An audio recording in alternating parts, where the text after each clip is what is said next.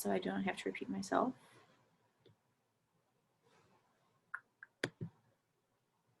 Okay, so we're going to be doing a Polaroid watercolor inspired series. I know it's been a lot of watercolor, but I think it's the medium that we can do this the most effective in, and I think it really matches the aesthetic of Polaroid pictures in general. So that's why I picked watercolor for this one. But I didn't want to just leave it too open-ended. I wanted to give you guys a little bit of guidance with this. So I'm going to have it be a series. So the theme of this is going to be, where would you like to travel to? So this could be anywhere in the world. Where would you like to travel to?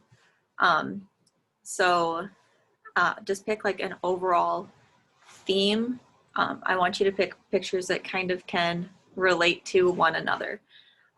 So like if you want to go someplace that has more like mountainscapes, so like you can pick like Switzerland or images like that. And me personally, I love Europe. That's where I want to go.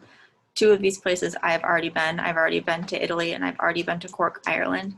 And one thing that I found, one of the main reasons why I want to go there, that's why I picked these images, was because of the colorful buildings. So they aren't just plain boring brick buildings over there. There's a lot of beautiful colors shown in them. So that's why I picked these 3 images specifically. Like you go to any of these places and you see a lot of landscapes, but I didn't really want to focus on that. I personally wanted to focus on the buildings. So I know that they are small, but we are going to be gridding these so we can get practice with that. So I have made a PowerPoint in your guys's folder, in your folders, that looks something like this. And this should be in each one of your folders. And this is 6x6 grid. And it has 3 images, 3 slides, 1 for each of your images. So what you can do is you can insert any image to it. So let's just do a general landscape for this example. So I can insert my image. Well, isn't that annoying?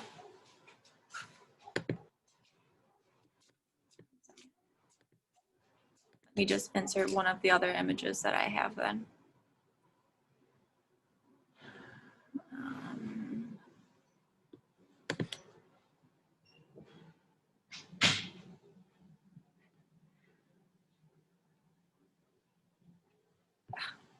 Let's just do this one. So I can insert any image. Imagine this is one of the images that you ended up choosing. And I'm going to line it up and enlarge it so that I can't see the grid anymore. And a lot of the images you are going to have to crop. So to crop, you can double click and then the black bars will show up, and you're going to try and line it up with the grid the best that you can, so you can't see it on either side, and then hit enter to actually crop it. And then while the image itself is still selected, you're going to move it to the back. So you're going to hit arrange, order, and send to the back. So now your image is automatically gridded. So, and I'm recording this so you can go back and look at it a little bit later too.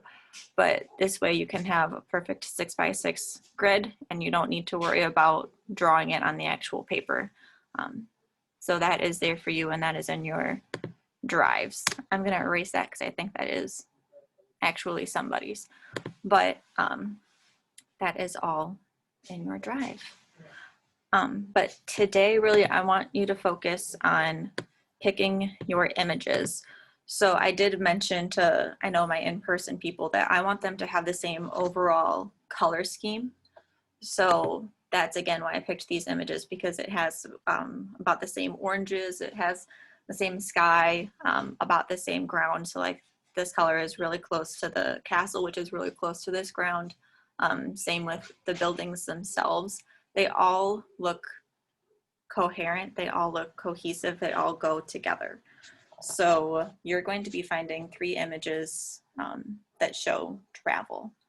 And when you have found them, I want you to put them in your folder and crop them to fit the grid. So that is what you are doing today.